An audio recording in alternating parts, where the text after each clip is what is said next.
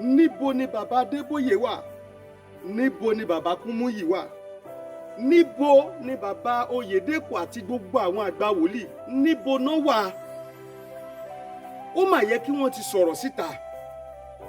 Ó mà yẹ kí wọ́n ti bójú wo nǹkan tó ń ṣẹlẹ̀. Ẹnu wọn mà tú ọ̀rọ̀. Ó mà yẹ káwọn náà ti pe àwọn aláṣẹ àti àwọn tó ń. Ó mà yẹ kán ti pè wọ́n sí àkíyèsí pẹ̀lú ọwọ́ tó lágbára lórí nǹkan tó ń ṣẹlẹ̀ lórílẹ̀‐èdè Nàìjíríà. Ẹ rí iye àwọn ènìyàn tí wọ́n ti pa ni. Ẹ ò rí iye ẹ̀jẹ̀ tó ń ṣàn lẹ̀ ni. Ẹ ò rí iye àwọn ẹ̀mí tó ti sọnù ni. Èyí jẹ́ ìbéèrè tí gbogbo ọmọ Nàìjíríà, pàápàá jùlọ gbogbo ọmọlẹ́yìn Jésù Kristi, èyí jẹ́ ìbéèrè tí wọ́n ń béèrè lọ́wọ́ àwọn bàbá yìí. Ṣùgbọ́n a ti gbàgbé wípé ìwé mímọ́ ti sọ, ó ní ìgbà ìkẹyìn onírúurú àwọn búburú ló máa ṣẹlẹ̀. Ara àwọn ìgbà ìkẹyìn ló ti ń ṣẹlẹ̀ yìí. Ìdí àti àṣírí nìyẹn tó fi dàbí pé ẹ tètè gbóhùn àwọn tó yẹ kẹ́ ẹ gbóhùn. Ìdí àti àṣírí rẹ̀ tẹ́ ò fi tètè rí àwọn tó yẹ kẹ́ ẹ rí kan ti bọ́ síta kí wọ́n tètè bọ́ síta. Gbogbo ẹ̀yin adarí ìjọ ẹ̀sìn ní Kristẹni, gbogbo ẹ̀yin PFM àti ẹ̀yin àjọ CAN, níbo lẹ wà? Níbo lẹ wà? Ṣé ẹ sọ wípé ẹ̀yin náà ò tí ì gbọ́? Ẹ sọ wípé ẹ̀yin náà ò tí ì rí? Ẹ sọ wípé kò tí ì kàn yín láti pé kẹ́yin náà dìde láti jìjàgbara lórílẹ̀‐èdè yìí, pàápàá jùlọ torí àwọn Kristẹni tí wọ́n ń pa, tàbí kí n tún sọ pé torí gbogbo ènìyàn tí wọ́n ń pa? Torí pé tá a bá wò pẹ̀lú iye ìwọ̀n àwọn tí wọ́n ti pasẹ̀ àwọn agbésùmọ̀mí tí ẹ̀mí wọn ti gbabẹ̀ lọ, àwọn Kristẹni ló pọ̀ jù. Ìdí nìyẹn tó dàbí pé tá a bá dárúkọ Kristẹni, a mọ̀ nǹkan tá à ń sọ, àti pé àti ìṣísọ láti dárúkọ pé Kristẹni. Ẹ̀yin náà ẹja ti bí wò náà. Ẹ rí i pé ọ̀pọ̀lọpọ̀ àwọn bàbá tá à ń dárúkọ yìí, ọ̀pọ̀lọpọ̀ wọn ò lè rìn láì ní àwọn agbófinró lọ́dọ̀.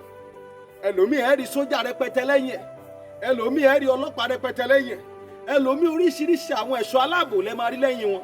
Kí ló dé tó fi jẹ́ pé báwọn náà ṣe ń lo àwọn ẹ̀ṣọ́ aláàbò yìí, kí ló dé tí wọn ò lè máa sọ fún àwọn àjọ tó jẹ́ tó ní ìjọ wípé káwọn náà provide security, nígbà tá a ti mọ̀ wípé àwọn fúnra wọn náà ti ń lo ẹ̀ṣọ́ aláàbò nípa ti ara. Bíbélì sì sọ pé ohun ìjà wa kì í ṣe nípa ti ara ṣùgbọ́n nípa ti ẹ̀mí. Ṣùgbọ́n táwọn náà bá ti ń lo ohun ìjà ti ara, ó túmọ̀ sí pé ó yẹ kán jẹ́ ká mọ̀ ibi tá a kúkú lọ. Gbogbo ìrìn àjò tó bá lè rìn lọ́rin, ààbò Ọlọ́run ó ṣe pàtàkì lórí ènìyàn. Mo rọ̀ wá o, mo dẹ̀ wá ń bẹ̀ gbogbo ẹ̀yin bàbá yìí náà. Ìbá dára kẹ́ ẹ sọ̀rọ̀, ìbá dára kẹ́ ẹ ro ti àwọn ènìyàn ẹlẹ́ran ara bíi tiyín náà. Ìbá dára ààrẹ orílẹ̀-èdè ẹ lè bá sọ̀rọ̀.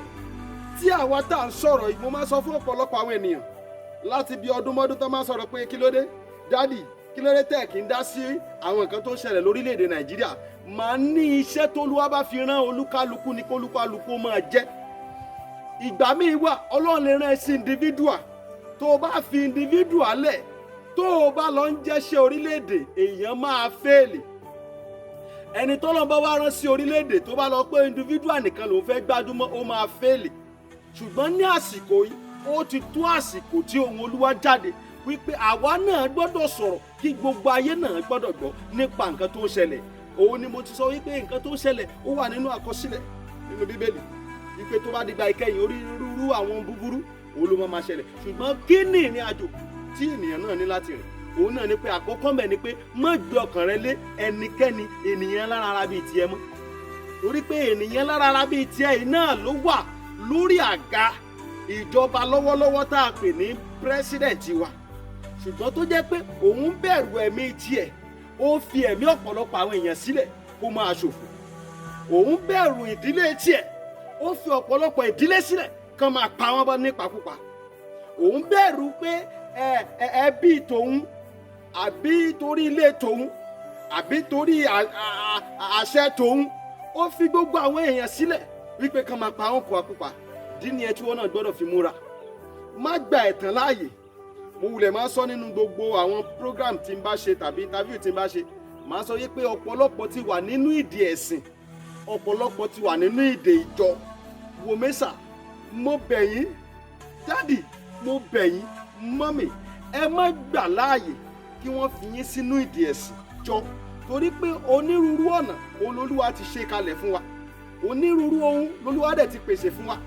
Àwọn nǹkan kan wà tọ́lọ́ ń pèsè fún wa pé kó lè jẹ́ ààbò fún wa, tí wòlíì kan àbí pásítọ̀ kan, wòlíì ò tiẹ̀ lè sọ bẹ́ẹ̀ náà, pásítọ̀ náà ló lè sọ bẹ́ẹ̀, tàbí kí n sọ wípé evangelist kan lè sọ bẹ́ẹ̀, torí wòlíì ti mọ̀ pé tá à ń pè ní ìrìn àjò ayé ó gba oríṣiríṣi àwọn ohun èlò olúwa, ó gba oríṣiríṣi àwọn ohun àti ìtọ́ni, ó gba oríṣiríṣi àwọn ìgbésẹ̀.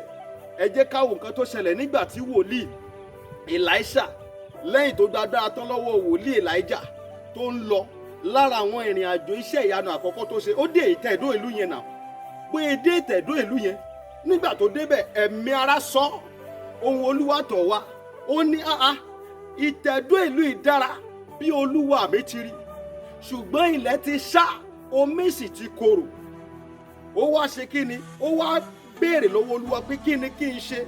Olúwa sọ fún mi, olúwa wá sọ fún wípé kó lọ gbé ìgbésẹ̀, kó lọ ṣiṣẹ́ wòlíì, kó lọ gbé ìgbésẹ̀, kó ṣiṣẹ́ wòlíì. Nígbà náà ló wá kọjú sí ẹ̀yìn, ó pe àwọn ọmọ tọ́jọ́ ń lọ, ó ní ẹ lọ mú àwọn kòtò wá fún mi, ẹ bu iyọ̀ sí. Bíbélì ò sọ pé ó sì gbàdúrà, bíbélì wípé ó kọjá lọ sí orísun ilẹ̀ náà níbi tí ìkorò ti ń sun jáde, ó sì lọ ṣe àwòtán rẹ̀. Àwa náà nílò wípé ká já ara wa gbà lọ́wọ́ àwọn ẹ̀tàn tí wọ́n ti fi sí, tán fi wá sí, lọ́wọ́ àwọn àgbélẹ̀rọ ẹ̀kọ́ àti àwọn ọ̀rọ̀ tí wọ́n ti fi wá sí. Ìdí nìyí tí mo fi ń rọ̀ wá wípé ẹ jọ̀ọ́, gbogbo àwọn bàbá tó yẹ kán sọ̀rọ̀ tán bá sọ̀rọ̀, ìwọ fúnra rẹ ní kó mọ bó ṣe máa wá ojú olúwa, mọ bí wàá ṣe di ìwà àti ẹbí rẹ lámùrè. Lórúkọ Jésù, ojú òní tiwa o. Ìyẹn lolúwa rán mi sí ọ lónìí, kó lè mọ nǹkan tó kàn láti ṣe fún ayé tiẹ̀, fún ẹbí tiẹ̀, fún iṣẹ́ tiẹ̀. Lórúkọ Jésù, kò ní bàjẹ́ fún wa.